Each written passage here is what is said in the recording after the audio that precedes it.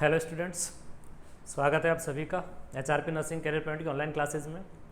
तो स्टूडेंट्स, आज का जो अपना टॉपिक होगा वो होगा CPR।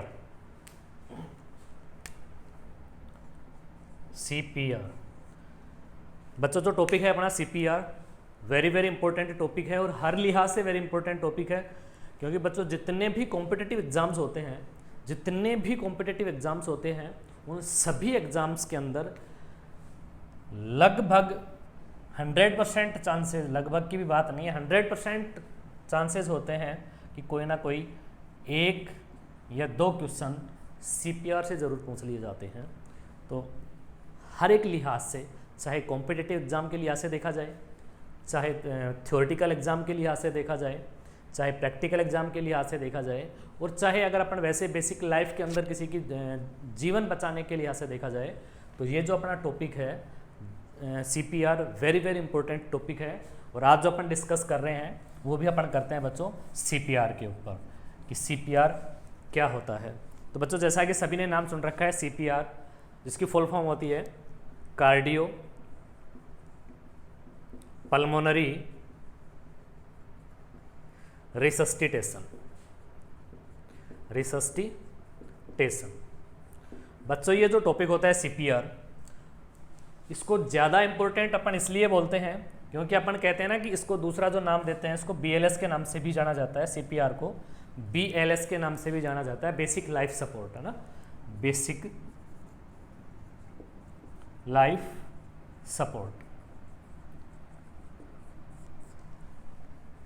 सपोर्ट के नाम से भी जाना जाता है। तो इम्पोर्टेंट होने का सबसे बड़ा रीज़न क्या होता है कि अगर कोई भी एक इंडिविजुअल है जो अपने जीवन की आखिरी सांस, मैं ये नहीं कह रहा भाई जिसका जन्म हुआ है उसकी मृत्यु निश्चित है, इसमें कोई डाउट नहीं है, लेकिन अगर किसी इंडिविजुअल का किसी कारणवश कार्डियक अरेस्ट हो गया, है ना, कोई कार्डियक अरेस्ट हो गया, इंडिकेशंस की अपन बात करेंगे, लेकिन मान लो किसी कारणवश कोई एक्सीडेंटली अगर अपन बात करें कि किसी भी एक इंडिविजुअल का कार्डियक अरेस्ट हो जाने की वजह से या पल्मोनरी अरेस्ट हो जाने की वजह से उसके हार्ट ने काम करना बंद कर दिया, है ना, तो फिर उस इंडिविजुअल को अगर समय रहते CPR दे दिया जाए तो चांसेस होते हैं कि उसकी जीवन बचाया जा सकता है।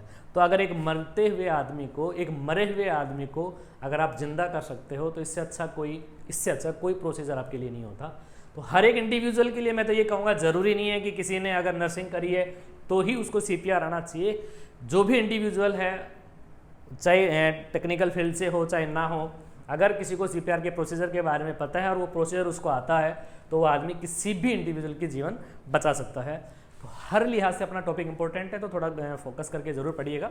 CPR की अपन बात कर रहे हैं बच्चों, क्या होता है CPR, जिसका नाम अपन ने लिखा है कार्डियो पल्मोनरी रिसस्टिटेशन। अब जैसा कि अपन ने पहले कहते हैं कि नाम के अंदर ही बहुत कुछ रखा हुआ होता है। अब इस नाम के अंदर, CPR नाम के अंदर ही सब कुछ रखा हुआ है। क्या क्या रखा हुआ है? C से अपने को मतलब है कार्डियो, कार्डियक सिस्टम से मतलब है। किससे सिस्टम से मतलब है? कार्डियक सिस्टम से मतलब है। P पल्मोनरी, पल्मोनरी का मतलब कौन से सिस्टम से मतलब है? रेस्पिरेटरी सिस्टम से मतलब है। कौन से सिस्टम से मतलब है? रेस्पिरेटरी सिस्टम से। और R से मतलब रिसस्टिटेशन होता है। तो कुल मिला के CPR का मतलब क्या होता है? CPR का मतलब होता है कि जो कार्डियक सिस्टम है, कार्डियक सिस्टम, और जो रेस्पिरेटरी सिस्टम है, रेस्पिरेटरी सिस्टम, इन दोनों के जो फंक्शंस हैं, जो फंक्शंस लॉस हो गए हैं, उनको रिवर्ट बैक करना क्या कहलाता है?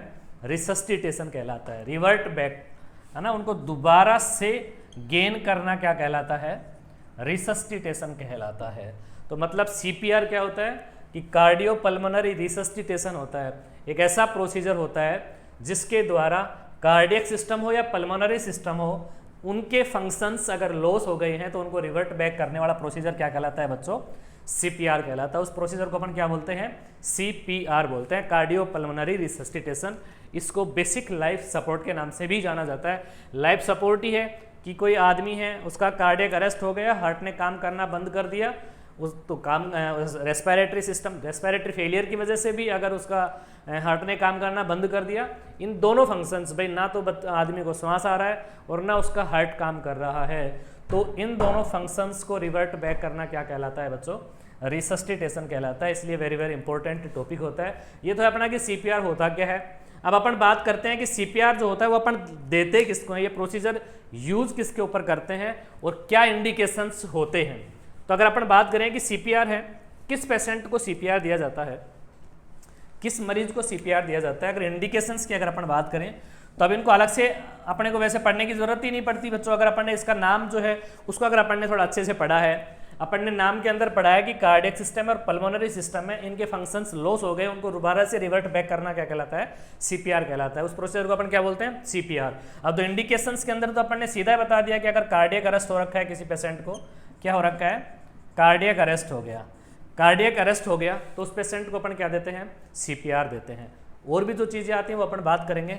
अगर रेस्पिरेटरी अरेस्ट हो गया, रेस्पिरेटरी अरेस्ट हो गया जिसको अपन बोलते हैं एपनिया, अगर किसी पेशेंट को हो गया तो उसको भी अपन क्या देते हैं, सीपीआर देते हैं। कार्डियक अरेस्ट हो गया, रेस्पिरेटरी अरेस्ट हो गया, ये अपन बात करते हैं प्यूपल्स उसके डायलेटेड हो जाती हैं। किसी पेशेंट की प्यूपल है, प्यूपल्स डायलेटेड हो गई। डायलेटेड का मतलब अपन जब भी किसी पेशेंट को अगर कोई अपन किसी हॉस्पिटल के अंदर कोई काम भी करता है ना, तो किसी पेशेंट को एक्सपायरी डेट डिक्लेयर करने से पहले ये सारी चीज़ें मेजर करता है, चेक करता है। पीपल्स को भी चेक करता है कि उसकी डायलेटेड है या नहीं है।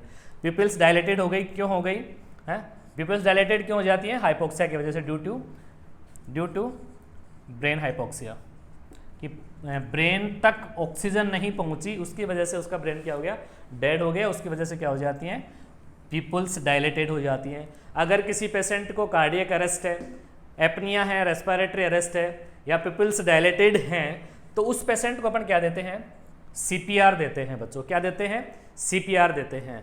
लेकिन ये सारी चीज़ें अगर उसको 3 to 4 मिनट इसके पीछे, मान लो कोई पेशेंट है घर पे एक्सपायर हो गया, कार्डियक अरेस्ट आ गया, तो क्या ऐसा थोड़ी है कि भाई अब वो कार्डियक अरेस्ट आ गया, एक्सपायर हो गया, उसको ले जाओ गाड़ी करके हॉस्पिटल में ले जाओ, घंटे 2 घंटे में हॉस्पिटल में पहुंचेंगे, उसके बाद में उसको सीपीआर दिया जाएगा, ऐसा नहीं होता है। अगर ये सारे इंडिकेशंस किसी पेशेंट को आए हैं तो विद इन 3 to 4 मिनट के अंदर कंप्लीट ब्रेन डेड होने से पहले उस पेशेंट को अगर सीपीआर दिया जाए तो चांसेस होते हैं कि उस पेशेंट की लाइफ को सेव किया जा सकता है।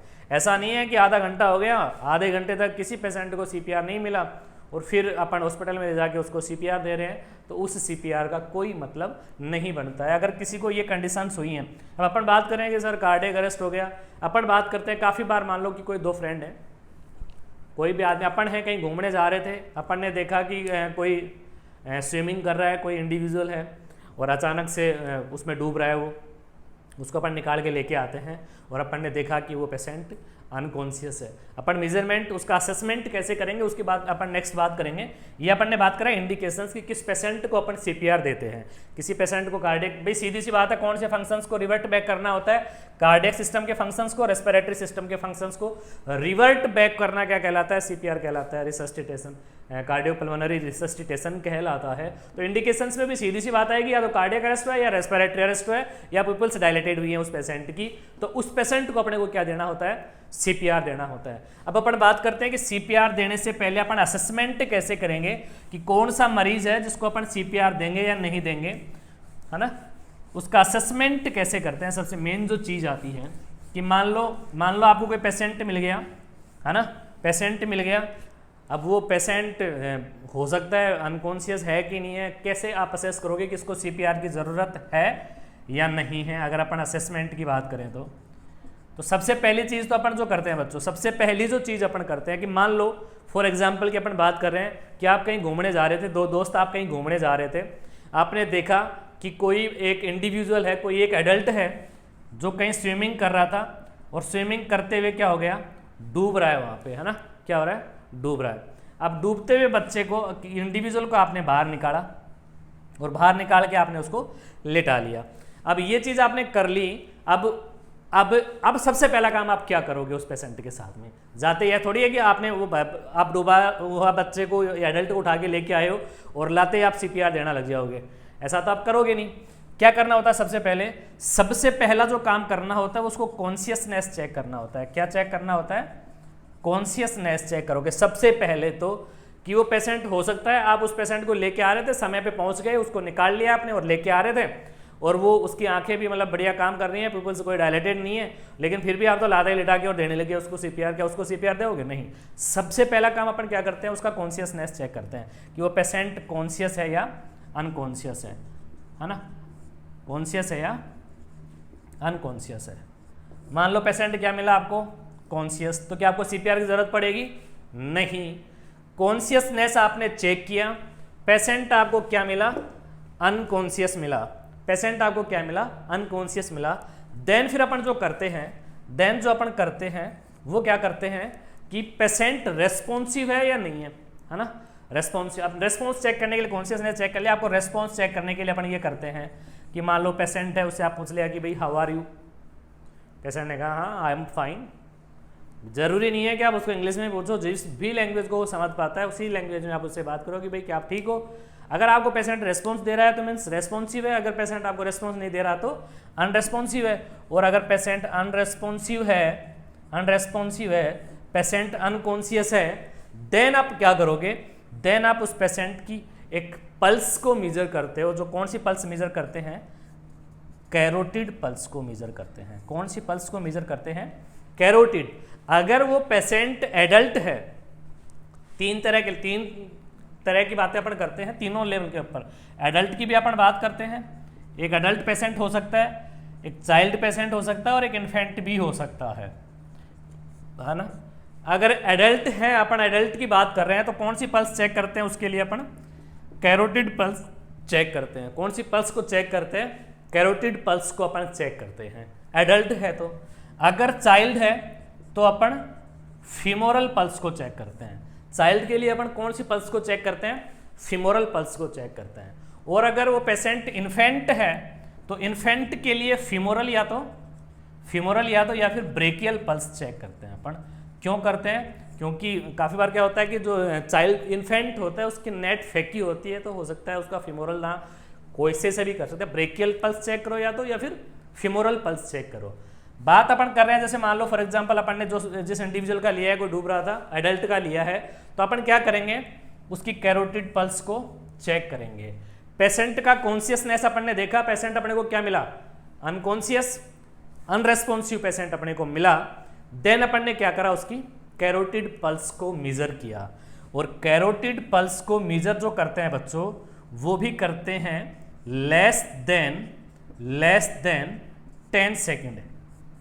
कैरोटिड पल्स को मेजर करने का जो टाइम ड्यूरेशन होता है, क्वेश्चन यहीं से आता है कि कितने टाइम तक के लिए पल्स को अपन मेजर करते हैं। ऐसा थोड़ी है कि लग रहे हैं आधे घंटे से अपने को पल्स मेजर नहीं हो रही, रवा रखा है ना। लेस देन 10 सेकेंड अपन कौन सी पल्स चेक करते हैं? कैरोटिड पल्स चेक करते हैं। और कैरोटिड पल्स अपने को क्या मिली? एब्सेंट। कैरोटिड पल्स अपने को क्या मिली बच्चों? एब्सेंट। देन उस पेशेंट को अपन क्या करेंगे बच्चों? सीपीआर देंगे। उस पेशेंट को अपन क्या देंगे? सीपीआर देंगे, है ना। अपन ने कोई पेशेंट देखा, पेशेंट को अपन ने देखा, उसका रिस्पॉन्स अपन ने चेक किया, उसका कॉन्शियसनेस अपन ने चेक किया, उसकी कैरोटिड पल्स अपन ने चेक करी, और कैरोटिड पल्स अपने को क्या मिली? एब्सेंट मिली। देन उस पेशेंट को अपन क्या देंगे? फिर सीपीआर देंगे। उस पेशेंट को अपन क्या देंगे बच्चों? सीपीआर देंगे। अब अपन बात करते हैं कि ठीक है, अगर वो एडल्ट था तो अपन ने कैरोटिड पल्स चेक कर ली, अगर वो चाइल्ड था तो अपन ने फीमोरल पल्स चेक कर ली, और वो इन्फेंट था तो फीमोरल या ब्रेकियल में से अपन ने कोई एक पल्स अपन ने चेक कर ली और वो पल्स एब्सेंट मिली। देन अपन क्या करते हैं कि हाँ, अब अपन क्या करते हैं कि एक एम्बुलेंस को अपन कॉल कर देते हैं। अगर भाई दोनों चीज़ें होती हैं, आप सीपीआर दोगे, सीपीआर देने से पहले आप एक बार 108 के ऊपर जो भी अपने पास में एम्बुलेंस अवेलेबल होती है उस पर कॉल कर देते हैं, और देन फिर अपन क्या करते हैं? अपने सीपीआर प्रोसीजर के लिए तैयारी करते हैं। किसके लिए? सीपीआर के लिए। फिर उस पेशेंट को अपन क्या देते हैं? सीपीआर देते हैं। अब भाई फिर सीधी सी बात है कि अपने को इंडिकेशंस के बारे में पता चल गया कि किस पेशेंट को सीपीआर की रिक्वायरमेंट है या नहीं है। अपन ने देखा कि कोई पेशेंट है, कार्डियक अरेस्ट का पेशेंट है, अपने को उसको सीपीआर देना है, तो अपन ने उसका फिर चेक का असेसमेंट करा कि किस पेशेंट को जरूरत भी है या नहीं है। पेशेंट का अपन ने कॉन्शियसनेस चेक करा, वो अपने को अनकॉन्शियस मिला। पेशेंट का अपन ने रिस्पॉन्स चेक किया, पेशेंट अपने को अनरेस्पॉन्सिव मिला। पेशेंट की अपन ने कैरोटिड पल्स मेजर करी, कैरोटिड पल्स अपने को एब्सेंट मिली। देन अपने को लगा कि हाँ, अब इस पेशेंट को किस चीज़ की रिक्वायरमेंट है? सीपीआर की ज़रूरत है। तो फिर सीपीआर देने का फॉर्मूला क्या होता है? आगे आता है कि हाँ, अब उसको सीपीआर दे रहे हैं, उस पेशेंट को क्या देना है? अपने को सीपीआर देना है। कैरोटिड पल्स को अपन ने चेक कर लिया, less than 10 second, carotid pulse अपने को एब्सेंट मिली है। अब अपन उस पेशेंट को क्या देंगे?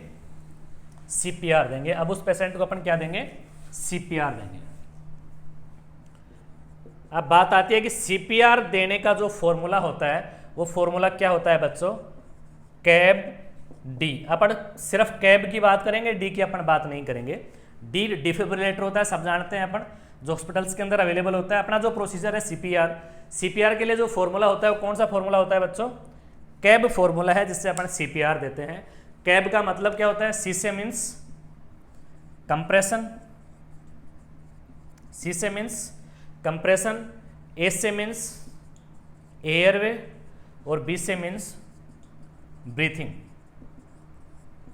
बी से means breathing, compression, airway and breathing, ये अपना फॉर्मूला होता है। इस फॉर्मूले से अपन उस पेशेंट को क्या देते हैं, सीपीआर देते हैं। अब सबसे पहले, क्योंकि अपने को ये फॉर्मूले का मतलब क्या है कि सबसे पहले अपने को क्या करना है, ऐसा थोड़ी है कि अपन पहले ब्रीथिंग देंगे उसको या फिर एयरवे का क्लियर करेंगे उसको, नहीं। सबसे पहला इनमें से जो अपन करते हैं वो कौन सा करते हैं, सी। इस फॉर्मूले के अकॉर्डिंग चलते हैं। सबसे पहले सी आ रहा है तो मीन्स पेशेंट को कंप्रेशन की रिक्वायरमेंट पड़ेगी, देन अपन एयरवे को चेक करेंगे, देन अपन क्या देंगे, ब्रीथिंग देते हैं। तो सबसे पहला जो अपना पॉइंट आता है इसका अपने फॉर्मूले के अकॉर्डिंग क्या आता है, कंप्रेशन आता है। क्या आता है बच्चों, कंप्रेशन आता है।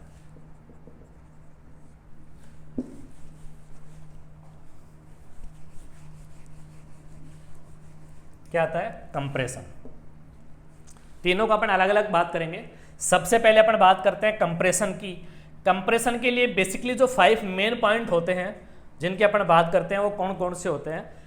देखो, इससे पहले इंडिकेशंस के अंदर अपन ने बात करी कि सबसे पहले अपन ने असेसमेंट किया, कॉन्शियसनेस चेक किया, कैरोटिड पल्स तक अपन ने चेक कर लिया, देन अपन आते हैं कंप्रेशन के ऊपर, है ना। तो सबसे पहले जो आएगा कि अपने को उस पेशेंट को क्या देना है, कंप्रेशन देना है, कंप्रेशन देना है। तो कंप्रेशन देने से पहले जो सबसे इंपॉर्टेंट चीज आती है बच्चों, ध्यान रखने की चीज जो आती है, सबसे इंपॉर्टेंट जो चीज आती है कि जो पेशेंट है जिसको अपने को सीपीआर देना है उसको लिटाना कहाँ है, किस पोजीशन में अपने को लिटाना है, ये सबसे इंपॉर्टेंट चीज होती है ना। कंप्रेशन तो अपन देने के लिए चले गए, लेकिन पेशेंट है क्या, अपन खाट के ऊपर लिटा लिया उसको, या अपन कोई मैट्रेस है, गद्दा है, उसके ऊपर ले जाके लिटा लिया अपने को, क्या अपन ऐसा कर सकते हैं। तो उस पेशेंट को लिटाने के लिए कौन सी पोजीशन में लिटाएंगे और कैसी सरफेस के ऊपर अपन लिटाते हैं, ये सबसे इंपॉर्टेंट चीज होती है। तो कंप्रेशन देने से पहले अपन क्या करते हैं बच्चों, हार्ड फिल्म की फ्लैट सरफेस के ऊपर, फिल्म हार्ड होनी चाहिए और सरफेस फ्लैट होनी चाहिए। हार्ड फिल्म की फ्लैट सरफेस के ऊपर उस पेशेंट को अपन लिटाते हैं। क्यों लिटाते हैं, क्योंकि अपने को क्या करना है, उसको कंप्रेशंस देने हैं। तो अगर अपन उसको किसी उबड़ खाबड़ जगह के ऊपर लिटा देंगे, फ्लैट सरफेस पे नहीं लिटाएंगे, तो इंजरीज होने के चांसेस बढ़ जाते हैं। दूसरा, अपन मैट्रेस के ऊपर लिटा लेंगे तो अपन जो कंप्रेशन की डेप्थ देंगे उसके अंदर कहीं ना कहीं अपन कंफ्यूज हो जाएंगे कि अपने को कितना डेप्थ तक अपने को कंप्रेस करना है। अब वो कंप्रेशन के लिए अंदर चेस्ट कंप्रेस हो रही है कि मैट्रेस कंप्रेस हो रहा है, अपन पता नहीं लगा पाएंगे। तो इस चीज़ के लिए जो सबसे इंपॉर्टेंट होता है कि पेशेंट को किस सरफेस पे लिटाएंगे और कौन सी पोजीशन में लिटाएंगे। तो सुपाइन पोजीशन के अंदर उस पेशेंट को अपन लिटाते हैं, सुपाइन पोजीशन के अंदर लिटाते हैं और हार्ड फिल्म की फ्लैट सरफेस के ऊपर अपन उस पेशेंट को लिटा लेते हैं। अपन बात कर रहे थे ड्राउनिंग वाले केस की कि अपन पेशेंट को ले आए और अपन ने किसी एक हार्ड फिल्म की फ्लैट सरफेस के ऊपर पेशेंट को लिटा लिया। अब आप इमेजिन करो कि पेशेंट आपके सामने लेट रहा है और आपको क्या करना है, उसको सीपीआर देना है। और सीपीआर के अंदर सबसे पहले अपने को क्या करना है, कंप्रेशन देने हैं। रटने की चीज नहीं है, आप इमेजिन करते रहो। यकीन दिलाता हूं कि आपको कभी याद करने की जरूरत नहीं पड़ेगी कि सीपीआर को अपन याद कैसे रखें। भाई सीधी सी बात है कि आपको एक ड्राउनिंग का केस या कोई पेशेंट आपको मिला, अब उसको सीपीआर देने से पहले इंपॉर्टेंट चीज क्या है कि उसको अपन लिटाएंगे कहाँ। सीधी सी बात है, बिना लिटाए तो सीपीआर अपन देंगे नहीं। तो जब लिटाने की बात आ जाएगी तो अपने को फिर ये पता रखना पड़ेगा कि भाई कौन सी पोजीशन में लिटाएं अपन। तो अपने को दिमाग में आएगा कि क्या पोजीशन कौन सी होती है, सुपाइन होती है। देन अपन ये भी देखेंगे कि भाई कौन सी जगह पे लिटाएं, खाट पे लिटाएं कि बेड पे लिटाएं कि मैट्रेस पे लिटाएं कि कोई और अदर हार्ड फिल्म पे लिटाएं। तो फिर अपने को दिमाग में आ जाना चाहिए तुरंत उसी टाइम में कि भाई हार्ड फिल्म होनी चाहिए और फ्लैट सरफेस के ऊपर अपने को लिटाना होता है। और पेशेंट की पोजीशन जो होती है कौन सी होती है, सुपाइन होती है। अब इतना अपन ने कर लिया, लिटा लिया पेशेंट को। अब देन अपने को फॉर्मूला अपना पता है, कौन सा फॉर्मूला है, कैब, CAB, कैब। कैब से सी फर्स्ट आता है, सी का मतलब कंप्रेशन, कि अब उस पेशेंट को अपने को क्या देना है, कंप्रेशन देना है। अब कोई आपको कहे कि आपके सामने पेशेंट लेट रहा है, सुपाइन पोजीशन में लेट रहा है, सरफेस भी अच्छी है, अपने को जिस सरफेस पे लेटाना है उस पर अपने लेटा लिया, अब आप उसको कंप्रेशन दो, तो सबसे पहले कंप्रेशन देने के लिए आपको क्या दिमाग में आएगा कि भाई कंप्रेशन में किस मेथड से दूं। आपके पास में कोई मेथड तो होना चाहिए कि कंप्रेशन देने के लिए, कि भाई मैं मुक्की से कंप्रेशन दूं, कि हाथ से, एक हाथ से दूं, कि दोनों हाथों से दूं, कि मेथड कौन सा। बिना मेथड के तो आप कंप्रेशन दोगे नहीं। जब आपके पास में पेशेंट आपके सामने लेट रहा है, आप उस पेशेंट के सामने खड़े हो, तो सबसे पहली जो दिमाग में आपके चीज आएगी कंप्रेशन देने के लिए कि आपके पास में मेथड कौन सा है, कौन से मेथड से आपको कंप्रेशन आपको देना है। अब जब आपको मेथड, पहले पॉइंट बता देता हूं कौन कौन से पॉइंट आते हैं। मेथड आ गया, मेथड, जस्ट मेथड के बाद में आपके दिमाग में क्या आएगा कि ठीक है मेथड आपको पता चल गया। अभी मेथड पता चल गया तो फिर लैंडमार्क का भी पता होना चाहिए कि भाई मेरे को मेथड यूज कहाँ करना है ना। मेथड हो गया, लैंडमार्क हो गया, जगह का भी आपको पता चल गया। तो फिर बात आती है कि किस रेट से आपको कंप्रेशन देना है, रेट का भी पता चल गया। तो किस रेशियो से आपको देना है, रेशियो का भी पता चल गया, है ना। तो फिर कितनी डेप्थ तक आपको देना है, आपकी डेप्थ क्या होनी चाहिए। कंप्रेशन के लिए ये 5 पॉइंट वेरी इंपॉर्टेंट पॉइंट होते हैं। जो हार्ड, वो जो टॉपिक है वो तो वेरी वेरी इंपॉर्टेंट है, वो तो जस्ट कंप्रेशन से पहले आपको कि कौन सी पोजीशन पेशेंट को देना है और किस सरफेस के ऊपर लेटाना है वो हो गया। उसके बाद में देन कंप्रेशन देने के लिए 5 इंपॉर्टेंट जो टॉपिक आते हैं, पॉइंट आते हैं। पहला कि किस मेथड कौन सा यूज करेंगे, लैंडमार्क क्या होगा, रेट क्या होगी कंप्रेशन की, रेशियो क्या होगा कंप्रेशन एंड वेंटिलेशन का, और डेप्थ क्या होगी कंप्रेशन की। फर्स्ट पॉइंट की अपन बात करते हैं। अपन बात करते हैं कि मेथड, कि भाई आपके पास में पेशेंट तीनों हो सकते हैं। अपन तीनों की बात कर लेते हैं, अपन एक उसी को ध्यान में नहीं रखेंगे। पेशेंट आपके पास में अडल्ट भी हो सकता है, पेशेंट आपके पास में चाइल्ड भी हो सकता है, और पेशेंट आपके पास में बच्चों इन्फेंट भी हो सकता है। तीनों में से कोई भी पेशेंट हो सकता है। अपन बात करते हैं कि मेथड कौन सा होना चाहिए। तो भाई अगर पेशेंट आपके पास में एडल्ट है बच्चों, तो कौन सा मेथड यूज लेते हैं अपन, 2 हैंड मेथड यूज लेते हैं, 2 हैंड मेथड यूज लेते हैं, है ना। 2 हैंड मेथड यूज लेते हैं। अभी इमेजिन करना है आपको कि आपके सामने पेशेंट लेटा हुआ है, सुपाइन पोजीशन में आपने लेटा रखा है, हार्ड फिल्म के ऊपर आपने लेटा रखा है, फ्लैट सरफेस पे आपने लेटा रखा है। अब आपको कंप्रेशन देना है, आप अपने फॉर्मूले के अकॉर्डिंग चल रहे हो। अब कंप्रेशन देने के लिए आपको मेथड पता है कि भाई मेरे को 2 हैंड मेथड है। 2 हैंड मेथड में क्या होता है कि 1 हैंड और दूसरे हाथ को उसके जस्ट ऊपर रखते हैं, फिंगर्स को इंटरलॉक करते हैं। ये मेथड जो होता है इसको अपन कौन सा मेथड बोलते हैं बच्चों, 2 हैंड मेथड बोलते हैं। एक हाथ लिया, उसके ऊपर दूसरे हाथ को रखा, फिंगर्स को इंटरलॉक किया, ये मेथड है। ठीक है, कंप्रेशन देने का जो मेथड है जिसको अपन ने क्या दिया है, 2 हैंड मेथड। अगर पेशेंट एडल्ट है तो इस 2 हैंड मेथड से अपन देते हैं। इस 2 हैंड मेथड के अंदर सबसे इंपॉर्टेंट जो चीज होती है, अपनी एल्बो जो है बिल्कुल, हैंड जो है अपना स्ट्रेट होना चाहिए, और एल्बो अपनी कभी भी ना बेंड नहीं होनी चाहिए, बिल्कुल स्ट्रेट होना चाहिए। अपना जो फोर्स लगता है ना अपने शोल्डर से लगना चाहिए। जब अपन कंप्रेशन देते हैं तो ऐसा नहीं यूं दे रहे हैं अपन, ये बिल्कुल रॉन्ग मेथड होता है। अपना जो फोर्स लगता है ना अपने शोल्डर से लगता है यूं। तो ये मेथड होता है, कौन सा मेथड होता है बच्चों, 2 हैंड मेथड होता है। कौन सा मेथड होता है, 2 हैंड मेथड। भाई आपको पता चल गया कि मेथड कौन सा है। अब आपको पता है कि मेरे सामने पेशेंट लेट रहा है और 2 हैंड मेथड से मेरे को उसको कंप्रेशन देना है, तो फिर भाई मैं कंप्रेशन दूं कहां पे, ये 2 हैंड मेथड आपने यूज लिया। अब अगर उसकी जगह एडल्ट की जगह पेशेंट क्या है, चाइल्ड है, तो चाइल्ड के अंदर बच्चों 2 हैंड मेथड भी यूज ले सकते हैं और 1 हैंड मेथड भी यूज ले सकते हैं। दोनों हाथों से भी दे सकते हो और एक हाथ से भी दे सकते हो अगर पेशेंट चाइल्ड है तो। और अगर पेशेंट इन्फेंट है तो 2 फिंगर या थंब मेथड अपन क्या करते हैं, यूज लेते हैं। थंब मेथड अपन यूज लेते हैं, या तो थंब से या फिंगर से अपन क्या करते हैं, 2 फिंगर या तो या थंब, उससे अपन क्या देते हैं उस पेशेंट को CPR देते हैं अपन, है ना। ये कंप्रेशन का मेथड हो गया। ठीक है, मेथड आपको पता चल गया कौन सा मेथड है, 2 हैंड मेथड है। पेशेंट आपके सामने लेट रहा है, मेथड आपके पास में है। देन अब मेरे को ये हाथ ना, ये मेथड हाथ रखना कहाँ है, लैंडमार्क का पता होना चाहिए। अब जब आपके सामने पेशेंट लेट रहा है तो फिर लैंडमार्क क्या होगा, तो अगर पेशेंट एडल्ट है तो लैंडमार्क क्या होता है, lower half of sternum, lower half of sternum between nipple lines, nipple lines. जो अगर पेशेंट आपके पास में बच्चों एडल्ट है तो अपना जो मेथड होता है, सॉरी लैंडमार्क होता है, वो क्या होता है, लोअर हाफ ऑफ स्टर्नम। भाई स्टर्नम जो है उसके आधे से जस्ट ऊपर, लोअर हाफ है ना, लगभग 2 सेंटीमीटर ऊपर अपना जो जीफर्ड प्रोसेस होता है उससे जस्ट 2 सेंटीमीटर ऊपर की अपन बात करते हैं। ज़्यादा कुछ करना नहीं है। अपने जो निप्पल्स होते हैं, इन निप्पल्स के जस्ट, निप्पल जो लाइन है स्टर्नम के बिल्कुल सेंटर के अंदर, जो अपना चेस्ट है उसके जस्ट सेंटर के अंदर, और दोनों निप्पल्स हैं उनकी निप्पल लाइन के सेंटर में, बिल्कुल निप्पल लाइन, दोनों निप्पल्स हैं बिटवीन निप्पल लाइन्स। ये निप्पल लाइन, मान लो ये अपने निप्पल लाइन है, जैसे अपने निप्पल्स हैं, एक ये है और ये है, ये निप्पल लाइन है, और स्टर्नम अपनी ये है, तो ये जो अपने जगह होगी ये अपनी क्या होगी, लैंडमार्क होगा। क्या देने के लिए बच्चों, अपने को CPR देने के लिए, बिटवीन 2 निप्पल लाइन, दोनों निप्पल लाइन के बीच के अंदर, lower half of sternum, lower half of sternum, ये अपना लैंडमार्क होता है एडल्ट पेशेंट के लिए। यही लैंडमार्क अपना यही होगा, एडल्ट हो, चाइल्ड हो, इन्फेंट हो, बिल्कुल below nipple line, below nipple line अपने को क्या होगा, बिलो निप्पल इन्फेंट के अंदर क्या देते हैं अपन, CPR देने के लिए अपना लैंडमार्क होता है।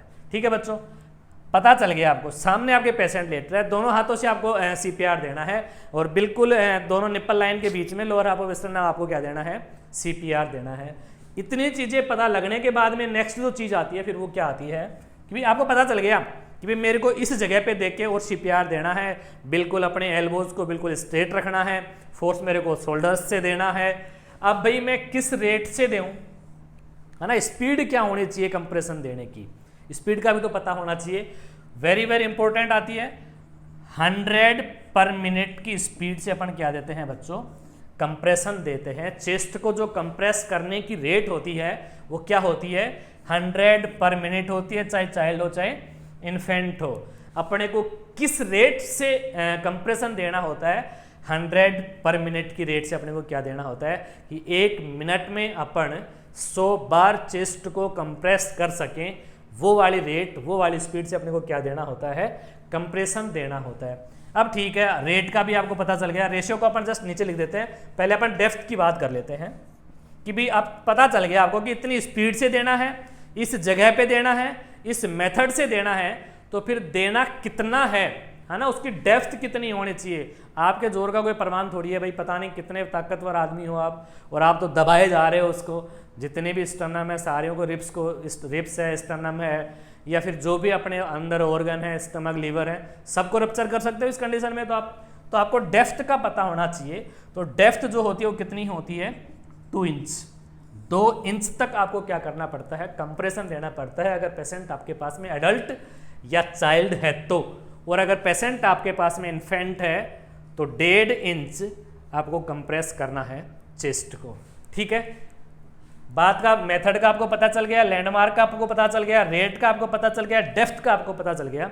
तो फिर जो अपनी चीज़ आती है, इस डेप्थ के साथ साथ में तो दूसरी चीज़ आती है, वो मैं आपको बता देता हूँ कि भाई कितना फोर्स अपन यूज करते हैं ना, कितना फोर्स अपन यूज करते हैं। तो अराउंड 11 kg है ना, इतना तक आपको इतना डेसिबल आपको वेट यूज करना है। कितना वेट, 11 किलो तक का वेट आप चेस्ट को कंप्रेस करो। ऐसा नहीं है कि पूरी ताकत झोंक दो आप उसके ऊपर, लगभग 11 kg तक का आपके पास में उसके ऊपर फोर्स होना चाहिए कंप्रेस करने के लिए।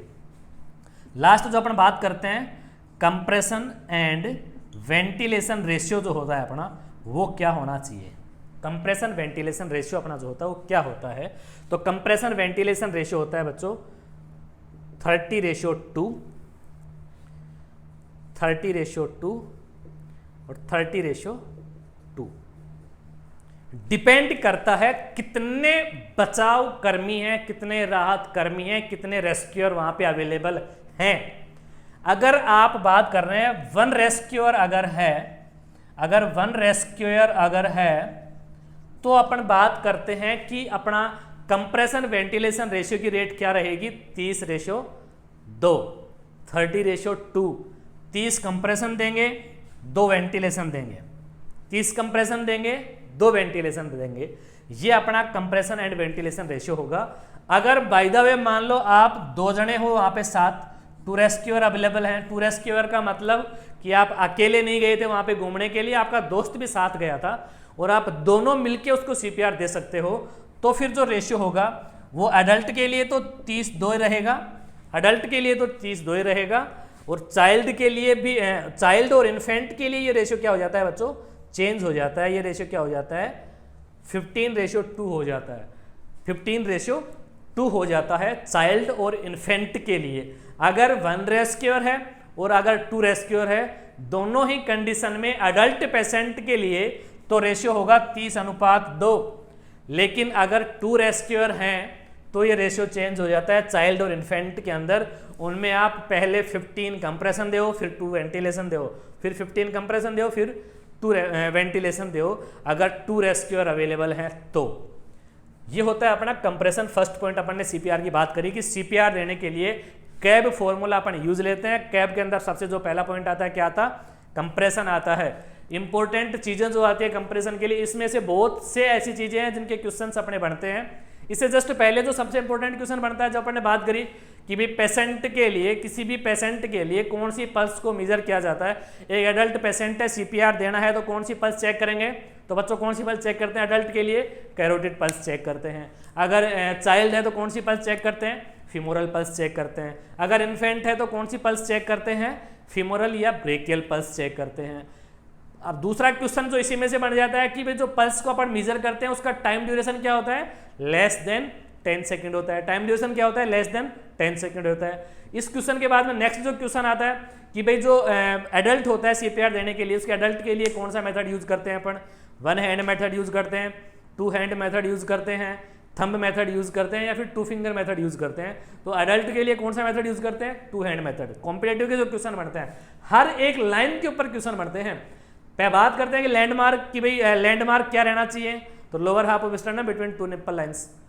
रेट की बात करते हैं कि भाई रेट क्या रहता है, कंप्रेशन देने का रेट क्या होता है, तो रेट क्या होता है 100 पर मिनट। 100 पर मिनट का मतलब क्या होता है कि अपन ने 30:2 का रेशियो निकाला है, तो अराउंड शायद 18 to 20 सेकंड के अंदर 30 अपने को कंप्रेस करने होते हैं। 1 सेकंड से भी कम टाइम के अंदर आपको कंप्रेस करना है। और ये जो कंप्रेशन होता है अपना, जो चेस्ट कंप्रेशन अपन देते हैं, सीपीआर जो अपन देते हैं बच्चों, सीपीआर जो अपन देते हैं, ये 3 से 4 मिनट से ज़्यादा आपको स्टॉप नहीं करना होता है। ऐसा नहीं है कि आप थक गए, भाई एक बार दिया आपने फिर थक गए आप, हाँ कम से कम 30 मिनट तक तो आप दो उसको, जितना आप दे सकते हो उस कंप्रेशन सीपीआर दो। ऐसा नहीं है कि आप 30 बार कंप्रेस किया फिर थक गए, 2-4 मिनट में रेस्ट करूंगा आके फिर दूंगा उसका, ऐसा नहीं है। 3 से 4 मिनट या 5 मिनट से ज़्यादा आपको रेस्ट नहीं करनी होती है उसको देने के लिए। हर लाइन पे बात करें कितना डेप्थ होना चाहिए, एडल्ट के लिए 2 इंच होता है, चाइल्ड के लिए 2 इंच होता है, अगर इन्फेंट है तो 1.5 इंच होता है। कंप्रेशन वेंटिलेशन रेशियो क्या होता है, पूछ सकता है। अगर 1 रेस्क्यूअर है तो एडल्ट के लिए कंप्रेशन वेंटिलेशन रेशियो क्या होगा, अगर 1 रेस्क्यूअर है तो चाइल्ड के अंदर क्या होगा, अगर 2 रेस्क्यूअर है तो इन्फेंट के अंदर क्या होगा। हर एक लाइन के अंदर कंप्रेशन के अंदर से क्वेश्चन बनता है सीपीआर, इसीलिए इंपॉर्टेंट है। जितने भी लाइन अपन पढ़ेंगे हर लाइन से क्वेश्चन बनता है। ये तो अपना फर्स्ट था कंप्रेशन। कैब की अपन बात कर रहे थे CAB कंप्रेशन की अपन ने बात करी। देन अपना जो आता है वो आता है बच्चों ए, सेकंड आता है एयरवे। कैब के अंदर सी से अपन ने कंप्रेशन की बात करी। कंप्रेशन के बाद में जो आता है बच्चों वो आता है एयरवे करता है, कि अब अपने को उस पेशेंट के एयरवे को क्या करना होता है, क्लियर करना होता है। कंप्रेशन अपन दे रहे हैं, उसके बाद में अपन क्या करते हैं, उस पेशेंट का जो एयरवे होता है उस एयरवे को क्या करना होता है, क्लियर करना होता है। हो सकता है उस एयरवे के अंदर कोई फॉरिजन पार्टिकल ऑब्स्ट्रक्टेड हो, कोई भी कंडीशन हो, तो एयरवे को क्लियर करने के 2 मेथड होते हैं। जो अपन ने लेटा है उस पेशेंट को, तो अपन चेक करते हैं कि उसका एयरवे जो होता है बिल्कुल क्लियर है या नहीं है। तो एयरवे को क्लियर करने के 2 मेथड होते हैं। कौन कौन से मेथड होते हैं, फर्स्ट तो होता है वो होता है जा थ्रस्ट मैन्यूअर। कौन सा होता है, जा थ्रस्ट मैन्यूअर। और दूसरा जो होता है हेड टिल्ट चिन लिफ्ट मेथड। ये 2 मेथड होते हैं बच्चों एयरवे को क्लियर करने का। कि मान लो कोई पेशेंट है, कोई पेशेंट, जिस पेशेंट को आप सीपीआर दे रहे हो, कंप्रेशन जिसको दे रहे हो, अब अपनी बात आ रही है उसके एयरवे को क्लियर करने के लिए। अगर अगर वो पेशेंट बिल्कुल ठीक है, नॉर्मल है, तो अपन कौन सा मेथड यूज ले लेते हैं, जा थ्रस्ट मेथड यूज ले लेते हैं। वैसे अब मैं बात करूँ अगर कैसे देते हैं, तो अपन उस पेशेंट को लिटा रखा है ना, तो जा के ऊपर दोनों अंगूठों को यूँ दबा के और ऊपर की तरफ अपन योग जो करते हैं, अभी प्रॉपरली डेमोस्ट्रेट में नहीं कर सकता, अगर कोई अपने पास में डमी हो तो अपन उसको अच्छे से समझ सकते हैं, लेकिन अपन इस जाग के ऊपर दोनों थंब को कंप्रेस करके और यूं दबा के और जो एयरवे को अपन क्लियर करते हैं, वो जो मेथड होता है वो कौन सा मेथड होता है बच्चों, जा थ्रस्ट मैन्यूवर होता है। लेकिन मान लो उस पेशेंट को हेड इंजरी हो रखी है या नेक इंजरी हो रखी है, अगर हेड इंजरी या फिर नेक इंजरी अगर उस पेशेंट को हो रखी है, तो फिर इस जो थ्रस्ट मेथड की जगह अपन कौन सा मेथड यूज लेते हैं, हेड टिल्ट चिन लिफ्ट मेथड यूज लेते हैं। इसको हेड को टिल्ट करते हैं, चिन को लिफ्ट करते हैं यूं। ये जो मेथड होता है इसको अपन कौन सा मेथड बोलते हैं बच्चों, हेड टिल्ट चिन लिफ्ट मेथड होता है। इस मेथड के द्वारा अपन उस पेशेंट का क्या करते हैं, एयरवे को क्लियर किया जाता है। उस पेशेंट के एयरवे को क्या किया जाता है, क्लियर किया जाता है। फर्स्ट अपन ने कंप्रेशन किया, देन अपन ने क्या किया, उसके एयरवे को क्लियर किया। देन जो थर्ड पॉइंट आता है वो आता है ब्रीथिंग। देन जो थर्ड पॉइंट आता है वो क्या आता है बच्चों, ब्रीथिंग आती है। एयरवे क्लियर कर दिया, कंप्रेशन अपन दे रहे हैं, उसके बाद में अपना क्या आता है, बी से ब्रीथिंग, बी से क्या आता है, ब्रीथिंग। अब ब्रीथिंग की अपन बात कर रहे हैं बच्चों, देखो ब्रीथिंग से पहले अब सबसे पहले तो अपन वो पेशेंट है उसको अपन अपने ईयर से अपन ये सुन सकते हैं कि वो ब्रीथ कर रहा है कि नहीं कर रहा, ब्रीथ साउंड आ रही है नहीं आ रही है। हो सकता है कि कोई फ्लोरिजन पार्टिकल उसके अंदर फंसा हुआ हो, मान लो फूड बोलस या अदर कोई पार्टिकल उसके अंदर ऑब्स्ट्रक्टेड कर रखा हो उस एयरवे को, उस ब्रीथिंग रास्ते को, रेस्पिरेटरी एयरवे को, या उसके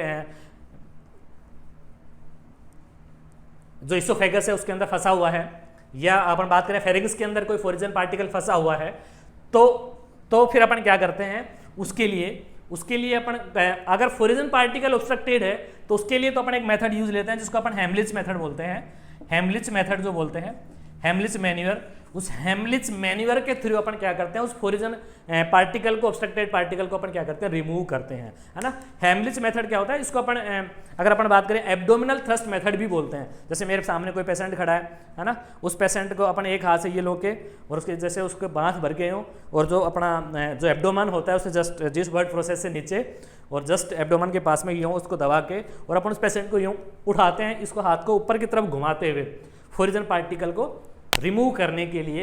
वो मेथड कौन सा मेथड कहलाता है, हेमलिच मैन्यूअर मेथड कहलाता है ना। हेमलिच मेथड कहलाता है कोई भी फ्लोरिजन पार्टिकल को रिमूव करने के लिए। और उसको अपन ब्रीथिंग की बात कर रहे हैं, उस पेशेंट को अपन क्या देना है, ब्रीथिंग देना है। तो ब्रीथिंग देने के दो मेथड होते हैं बच्चों, या तो फिर जो अपन ने बेसिकली सुनते आए हैं, करते आते हैं, माउथ टू माउथ मेथड होता है, एक तो माउथ टू माउथ मेथड होता है, और दूसरा होता है एम्बू बैग से। अब पेशेंट को क्या देना है, ब्रीथिंग। अपन ना कंप्रेशन वेंटिलेशन रेशियो की बात जो अपन कर रहे हैं, उसको वेंटिलेशन जो अपन दे रहे हैं, ब्रीथिंग जो देते हैं उस पेशेंट को, ब्रीथिंग जो देते हैं उस पेशेंट को, वो ब्रीथिंग कितने मेथड से देते हैं, दो मेथड से। भाई अब अगर वो पेशेंट कहीं डूब रहा था, वहाँ आपके पास में एम्बू बैग अवेलेबल जरूरी नहीं है कि हो, नहीं होगा, तो उस पेशेंट को अपन क्या देते हैं, उसको नोस्ट्रिल को पिंच करके और अपन माउथ टू माउथ उसको क्या देते हैं, ऑक्सीजन प्रोवाइड करवाते हैं। आपने काफ़ी बार पिक्चर्स में या कहीं भी देखा होगा ये मेथड यूज़ करते हुए। बेसिकली नॉर्मल सी बात है कि कहीं भी आप जा रहे हो तो वहाँ पे आपके पास में ना एम्बू बैग अवेलेबल नहीं होगा, तो कौन सा मेथड बेसिकली यूज़ करते हैं ब्रीथिंग के लिए, माउथ टू माउथ मेथड के द्वारा अपन क्या देते हैं, उस पेशेंट को ब्रीथिंग देते हैं। अगर माउथ टू माउथ दूसरा मान लो कहीं आप कहीं नज़दीक आपको कोई हॉस्पिटल है या कोई अदर जगह आपको एम्बू बैग अवेलेबल है। एम्बू का मतलब क्या होता है, AMBU, एम्बू बैग का मीन्स क्या होता है बच्चों, आर्टिफिशियल, ए से artificial manual breathing unit. Anbu की फुल फॉर्म क्या होती है, आर्टिफिशियल मैनुअल ब्रीथिंग यूनिट। एक एम्बू बैग आता है, जैसे अपन ने वो देखा होगा हॉस्पिटल्स के अंदर या कहीं भी आपने डेमोस्ट्रेशन में भी देखा होगा कि वो एक रबड़ का एक पाइप थोड़ा गुब्बारा सा आता है, पीछे से आगे मास्क लगा हुआ होता है उसके, यूँ उसको पीछे से दबा के क्या दिया जाता है, ऑक्सीजन दिया जाता है। उसको अपन क्या बोलते हैं, एम्बू बैग बोलते हैं। अगर आपके पास में वो है एम्बू बैग, तो उसके माउथ के ऊपर उस मास्क को लगा के और उस एम्बू से अपन क्या देते हैं, उसको ब्रीथिंग देते हैं, या फिर अपन माउथ टू माउथ उसको क्या प्रोवाइड करवाते हैं, उस पेशेंट को ब्रीथिंग प्रोवाइड करवाते हैं। ये जो होता है बच्चों अपना, ये मेथड होता है CPR, जिसमें अपन ने बात करी, C से कंप्रेशन होता है, A से एयरवे होता है और B से ब्रीथिंग होता है। आई होप ये टॉपिक आपको अच्छे से समझ में आया होगा। अगर आपको ये टॉपिक अच्छा लगा हो तो प्लीज़ इस चैनल को लाइक शेयर एंड सब्सक्राइब ज़रूर करें। और अगर आपका कोई भी डाउट है तो प्लीज़ अपना डाउट कमेंट बॉक्स में ज़रूर डालें, जिससे आपका जल्दी से जल्दी उस डाउट को हम क्लियर कर सकें। धन्यवाद।